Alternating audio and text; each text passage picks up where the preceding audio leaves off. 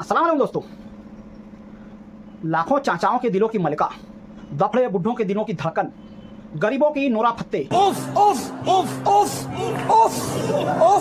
शुमानी अंदाज में हम और आप सबकी तालियों में स्वागत किया जाता है चाची 4 बजे 20 का। अगर इस वीडियो को आपको देखना हो कि चाची 4 बजे 20 का इंटरव्यू मैंने कैसे लिया, तो इसके लिए आपको जो है मेरा मेंबरशिप ज्वाइन करना होगा, जिसकी मंथली प्राइस ओनली 89 रुपीज़ है। यानी आप जो है साइड में देख सकते हैं कि किस तरह से मेरे चैनल पर जाना है। सब्सक्राइब के बाजू में जो ज्वाइन का बटन आपको दिख रहा है, आप उस पर क्लिक कीजिए और वहाँ पर 89 रुपीज़ 89 यानी 90 रुपये पर मंथ के सिलेक्शन पर आप टच कीजिए, पेमेंट कीजिए और आप उसके बाद हो जाएंगे मेरे चैनल के एक मेंबर, जिसके बहुत सारे फ़ायदे हैं। जैसे कि आपके हर एक कमेंट का मैं अच्छी तरह से जवाब दूंगा और उस पर अपना रिस्पॉन्स दूंगा। पैसा ही पैसा होगा। अभी हो ये रहा है कि मेरे चैनल पर 27,000 से ज़्यादा लोग जो है देखते हैं और जिसमें से 4,280 से ज़्यादा लोगों ने सब्सक्राइब करके रखा है। 500 से ज़्यादा करीब मुझको कमेंट वगैरह आते हैं। अबे जल्दी बोल, कल सुबह पनवेल निकलना है। और अपनी मसरूफ ज़िंदगी में मैं इन सब लोगों का जवाब नहीं दे पाता हूँ। तो अगर आप मुझको सपोर्ट करना चाहते हैं और मेरे सच्चे फैंस हैं और आप ये चाहते हैं कि आपके हिसाब से कुछ वीडियोज़ वगैरह बने, कुछ ऐसी बातें हों जो आप मुझसे शेयर कर सकते हैं, मुझसे करीब आ सकते हैं, तो इस मेंबरशिप को ज्वाइन कीजिए। ज्वाइन के बटन पर क्लिक करके और उसके बाद बेनिफिट्स उठाइए। कुछ ऐसे वीडियोस मैं इसमें डालता रहूँगा जो सिर्फ और सिर्फ मेंबर्स ही देख पाएंगे, हर कोई नहीं देख पाएगा। कुछ ऐसी बातें होंगी, कुछ ऐसे कमेंट्स होंगे जो सिर्फ और सिर्फ मेंबर्स के और मेरे दरमियान रहेंगे, हर किसी को उसकी भनक तक नहीं लगेगी। तो अगर आप मुझे सपोर्ट करना चाहते हैं तो ज़रूर इस मेंबरशिप को ज्वाइन कीजिए। सिर्फ और सिर्फ 89 रुपीज़ पर मंथ है और उसका जो अपग्रेड वर्जन है वो 199 रुपीज़ यानी 200 रुपये पर मंथ है। यानी आप 89 रुपये या 200 रुपये पर मंथ से मेंबरशिप ज्वाइन कर सकते हैं और उसके कई बेनिफिट हैं जिसको उठा सकते हैं। तो ज़रूर इसको ज्वाइन कीजिए। अब आते हैं अपनी दूसरी वीडियो की तरफ। अस्सलाम वालेकुम दोस्तों। जब मैं पुणे से मालेगांव की तरफ आ रहा था, मेरे दिल में बहुत खुशी थी कि मैं अपने शहर वापस आ रहा हूँ। रास्ते में मुझको दिखाई देता है कि कुछ काले पीले सियासतदान गणपति मंडल का चंदा दे रहे हैं और दूसरे हाथ से माइक लेकर के लोगों को कह रहे हैं कि जमीयतुल उलमा को चंदा मत दो। अब क्या देखना पड़ रहा है? अच्छा है मैं अंधा हूँ। ये काले पीले सियासतदान काफ़ी अजीब लग रहे थे, मुझे ख़राब लगा। तो मैंने उनके हाथ से माइक छीन करके कहा कि आप ऐसे काले पीले सियासतदानों को वोट मत दो। इस पर वो लोग गुस्सा हो गए और उन्होंने मुझसे कहा कि हम तुझे अकेले में देखेंगे, अकेले में मिल तो तुझे बताते हैं। मैंने कहा मैं अकेले ही हूँ, गर्दी में तो आप लोग घूम रहे हैं। इस पर वो लोग खामोश हो गए। उन्होंने कहा कि देख लेना, हम लोगों को ही टिकट मिलेगा, पर जिससे ये कालिया पीलिया लोग टिकट मांग रहे हैं उसकी खामोशी ये बताती है कि वो जो है उनको टिकट कभी नहीं देने वाला है।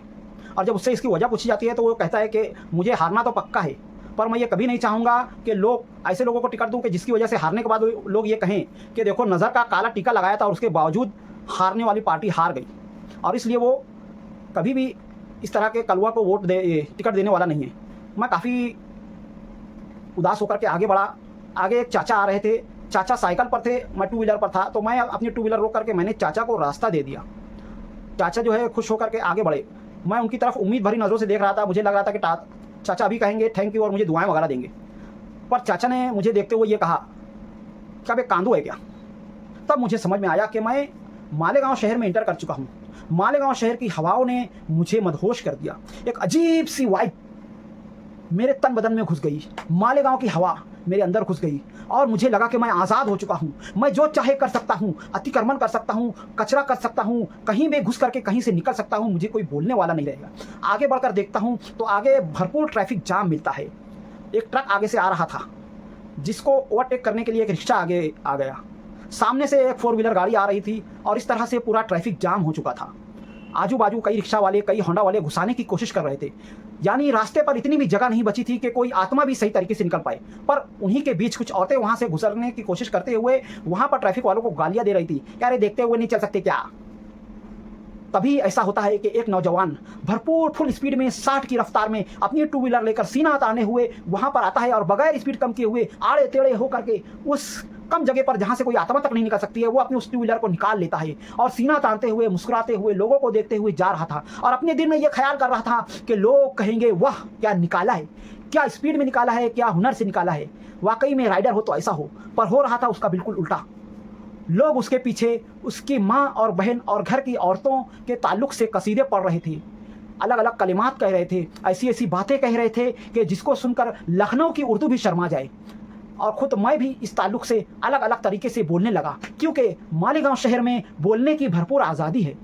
जो चाहे बोल कर निकल जाता है। अब मैं भरपूर मस्त हो चुका था। मेरे अंदर मालेगांव की वाइब्स आ गई थी, मालेगांव की हवाएं मेरे अंदर भर चुकी थी। अब मैं खुल करके अपने आप को मालेगांव में महसूस कर रहा था। मुझे ख्याल आया कि ये जो सामने रिक्शा दिख रहा है, अगर मैं इसके अगले चक्के के ऊपर, इसकी हेडलाइट के ऊपर पाँव रख करके खड़ा हो जाऊं और अपनी होंडा का अगला चाक उठा करके होंडा को उस तरफ से निकालने की कोशिश करूं तो मैं यहाँ से निकल सकता हूं। तो फिर मैंने वैसा ही किया, अपनी होंडा को फुल स्पीड में ले आकर के उस रिक्शा वाले के सामने ला करके खड़ी कर दी। उस रिक्शा वाले ने मुझे गौर से देखा और कहा, चल आ अंदर घुस जा। मैंने सोचा प्लान तो काफ़ी अच्छा है, पर मैंने इस प्लान बी को आजमाने की बजाय अपना पहले वाला प्लान करना ही मुनासिब समझा। मैं उसकी अगली चाक की हेडलाइट के ऊपर खड़ा हो गया और अपनी होंडा को उठा करके उस तरफ करने की कोशिश करने लगा। पर यह क्या, पिछला चाक तो काफ़ी भारी था। मुझे समझ में आया कि इसके लिए 4-5 से ज़्यादा लोगों की ज़रूरत पड़ सकती है। तभी पास में मस्जिद का चंदा मांगा जा रहा था, जिसके अंदर से ये आवाज़ आ रही थी, इस कार्य खैर में बढ़ चढ़ कर हिस्सा लें। इस बात को सुनते ही शहर के कुछ नौजवानों को जोश आया और वो इस कार्य खैर में हिस्सा लेने के लिए मेरा हाथ बटाने लगे। उन्होंने मेरी होंडा को उठा करके उस तरफ पटक दिया और साथ ही साथ मुझे भी अपने कंधों पर बिठा करके किसी सेलिब्रिटी की तरह से ले करके दूसरी तरफ पटक दिया। मैं अपने कपड़े झाड़ते हुए उठा, उन लोगों की तरफ देखा। मैंने चाहा कि मैं उनका शुक्रिया अदा करूं, पर मेरे अंदर घुस चुकी सी मालेगांव की वाइफ। मेरे दिमाग में भरा था भूसा और मैं इस भूसे का भरपूर इस्तेमाल करना चाहता था। तो मैंने उन लोगों को कहा, जा बे अपना काम कर। जिसको सुनकर वो लोग इस तरह से खुशी से आगे बढ़ गए कि जैसे उनको मेरे से इसी तरह की उम्मीद थी। मैं आगे बढ़ करके देखता हूँ तो एक सियासी रहनुमा, जिसके सर पर बाल लेकर चलने की औकात नहीं थी, वो कह रहा था कि हम जान हथेली पर लेकर निकलते हैं। और उनके पास के जो सियासी वर्कर थे वो भी उटपटांग हरकतें कर रहे थे। जहां पर जिंदाबाद के नारे लगाना चाहिए वहां पर वो छक्कों की तरह तालियां बजा रहे थे, और जहां पर उनको तालियां बजाना चाहिए वो वहां पर जिंदाबाद मुर्दाबाद के नारे लगा रहे थे। गर्ज अजीब अजीब हरकतें कर रहे थे। मुझे लगा जैसे ये कोई सियासी लोगों का जलसा ना हो, किसी कोठे का मुजरा हो जहाँ पर अलग अलग तरीके से अलग अलग हरकतें की जा रही हैं। तभी उस जलसे में से एक आदमी निकलकर मेरे पास आया और उसने मुझसे कहा, अगर 300 रुपये कमाना चाहते हो तो इस जलसे में शामिल हो जाओ और जहाँ समझ में आए वहाँ पर तालियां बजाओ और जहाँ समझ में आए वहाँ पर जिंदाबाद मुर्दाबाद के नारे लगाओ। मैंने कहा, भाई मुझे मुजरा देखने का कोई शौक़ नहीं है और मुजरा करने का भी कोई शौक़ नहीं है। इस बात पर वो लोग गुस्सा हो गए। उन लोगों ने मुझसे कहा, तू मुझे अकेले में मिल। मैंने कहा, मैं अकेला ही हूँ, अकेले में ही तुमसे मिला हूँ। ये तो तुम लोग हैं जिनकी जान हथेलियों में अटकी हुई है और तुम गर्दियाँ लेकर के घूम रहे हो। इस पर वो लोग काफ़ी गुस्सा हुए और इससे पहले कि उनका गुस्सा पागलपन में बदल जाता, मैं वहाँ से आगे बढ़ गया। आगे बढ़ने के बाद मैं अपने दोस्त के पास गया, जिसने अभी नई नई चाय की होटल खोली हुई थी। मेरे दिमाग में भरी हुई थी मालेगांव की हवा। मेरे दिमाग का भूसा हवाओं से गर्म हो रहा था। मेरे दोस्त ने मुझसे कहा, भाई मैंने नई नई होटल खोली है पर मेरी होटल चल नहीं रही है, बता मैं क्या करूं। मैंने कहा, अबे पागल, तुझे जरा भी अकल नहीं है। इन कुर्सियों को तूने होटल के अंदर क्यों रखा है? इसको ले और शहर की रोड पर फेंक दे। जब तक तू ये करेगा नहीं, तेरी होटल नहीं चलेगी। मैंने उसका साथ दिया और सारी की सारी कुर्सियों को रोड पर फैला दिया, जिसकी वजह से मालेगांव की आवाम को लगा कि यहाँ पर कोई होटल खुली हुई है। अब कोई भी उन कुर्सियों से बच करके इस रोड को क्रॉस नहीं कर पा रहा था, इसलिए लोग मजबूरन चाय पीने के लिए आ गए। मेरा दोस्त काफ़ी खुश हो गया और उसने मुझसे कहा कि मुझे इस होटल का प्रमोशन करना है। मैं सोच रहा हूँ कि शाहरुख खान को या फिर सलमान खान को इस होटल में बुला लूँ ताकि मेरी होटल का प्रमोशन हो और लोग आएँ। मैंने कहा, अबे पागल, मालेगांव में प्रमोशन के लिए ये सब करने की कोई ज़रूरत नहीं है। ये जो तूने पार्टी लगाई हुई है, इस पार्टी को लेके जा और रोड के बीचों बीच में खड़ी कर दे, यही तेरा प्रमोशन होगा और लोग आएंगे। और उसने वैसे ही किया। उसकी होटल चलने लगी। वो बहुत हैरत से देखने लगा कि मालेगांव की पब्लिक कैसी पब्लिक है। तभी एक होंडा पर 54 सीट 4 नौजवान चले आए और अजीब अजीब से इशारे करने लगे। उन्होंने कहा, ऐसे और ऐसे। मेरे दोस्त को लगा कि वो संडास का पता पूछ रहे हैं, तो उन्होंने बताना शुरू किया कि ऐसे जाओ फिर राइट मार देना। मैंने उसके मुंह पर हाथ रखा और उसको कहा, अबे खामोश, वो लोग कह रहे हैं 2 में 4 चाय बना करके दे। मेरा दोस्त हैरत में पड़ गया। उसने 2 चाय की 4 चाय बना करके उनको दी और कहा कि अगर आपको चाय पीना है तो आप आकर के कुर्सी पर बैठ जाइए। उन लोगों ने कहा, हमें जल्दी है, हम मसरूफ़ आदमी हैं, हम होंडे पर बैठकर ही चाय पियेंगे। और वो वहाँ पर बैठकर चाय की चुस्कियाँ लेते रहे। 1 घंटे के ऊपर हो गया पर वो वहाँ से गए नहीं। मेरे दोस्त ने मुझसे कहा कि ज़रा जाकर के उनको बोलो कि अगर बैठना है तो कुर्सियों पर बैठ जाओ। मैंने अपने दोस्त को समझाया, तुझे समझ में नहीं आ रहा है, उन लोगों को जल्दी है, उनके पास इतना वक्त नहीं है कि वो होंडा से उतर करके कुर्सियों पर बैठें। टेंशन मत ले, 2-3 घंटे वो बातें करेंगे और जल्दी से चले जाएंगे, बिजी लोग लग रहे हैं। और इसके बाद मैं अपने घर वापस आया। मेरे दिमाग में भर चुकी थी मालेगांव की वाइब्स, मालेगांव की हवाएं मेरे दिमाग में घूम रही थी। मैं अंदर गया। मैंने अपनी बीवी से कहा, ये पानी से भरा ड्राम, इसको तूने घर के अंदर क्यों रखा हुआ है? हम चलो मिल करके अतिक्रमण करते हैं। मैंने ड्राम को उठाया, बाहर रख दिया, पर मेरे दिमाग को सुकून नहीं मिल रहा था। मैंने दूसरा ड्राम उठाया, उसको भी बाहर रख लिया, फिर भी मुझे लग रहा था कि कुछ कमी है। फिर मैंने उस ड्राम के आगे पतरे का घेराव कर दिया, फिर भी मुझे लग रहा था कि कुछ कमी है। उस पतरे के घेराव के आगे मैंने अपनी 2 व्हीलर लगा दी, उसके आगे मैंने अपने बच्चे की साइकिल लगा दी। अब गली पूरी तरह से ब्लॉक हो चुकी थी। 40 फुट की गली में 1 फुट के लिए भी जगह नहीं बची थी। अब मेरे दिमाग को शांति मिली। मैं घर के अंदर गया, तभी हॉर्न बजाने की आवाज़ आई। एक बंदा 2 व्हीलर लेकर के गुजरने की कोशिश कर रहा था, पर रास्ता ना होने के कारण वो हॉर्न बजा रहा था। मैं घूर कर गुस्से से निकला और उसको घूर कर देखते हुए कहा, तुझे समझ में नहीं आ रहा है? ये बहु बेटियों का मोहल्ला है, तू यहाँ पर हॉर्न बजा रहा है। वो बेचारा डर करके तेज़ी से वहाँ से आड़े टेढ़े होकर के निकल गया। इस तरह से मुझे समझ में आ गया कि मालेगांव की वाइब्स क्या होती है, किस तरह से यहाँ पर कायदे कानून को तोड़ा जाता है। तभी कचरे की गाड़ी आई और ऐलान करने लगी, गाड़ी वाला आया, ज़रा कचरा निकाल। मैंने अपने घर की बाल्टी को देखा, कचरे की बाल्टी पूरी तरह से भर चुकी थी, पर मेरे दिमाग में घुस चुकी थी मालेगांव की हवाएं। मेरे दिमाग में भरा था भूसा। मैं इंतज़ार करता रहा कि कब ये कचरे की गाड़ी जाएगी। कचरे की गाड़ी के जाने के बाद मैंने अपने कचरे की बाल्टी उठाई और सामने वाले घर के द्वारे पर अपने कचरे को फेंक दिया और सीना तान कर घर के अंदर घुस गया।